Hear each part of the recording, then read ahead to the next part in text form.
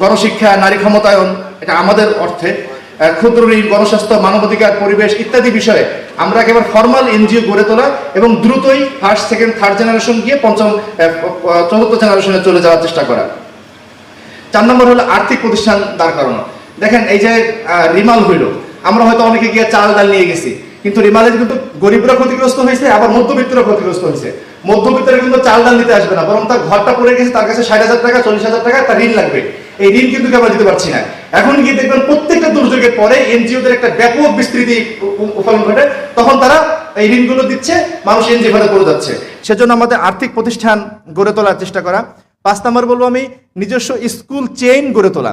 আমরা মাদ্রাসা করছি, আমরা মাদ্রাসাতে খেদমত অসাধারণ, সেটা ব্যাখ্যা করতে চাই না, কিন্তু বাংলাদেশে বড় একটা অংশ স্কুলে পড়ছে এবং পড়বে। সেই অংশটাকে আমাদের মধ্যে আনার জন্য আমরা যদি সম্মিলিতভাবে স্কুল চেইন গড়ে তুলতে পারি, তাহলে একটা বড় একটা অংশকে আমরা নিয়ে আসতে পারবো এবং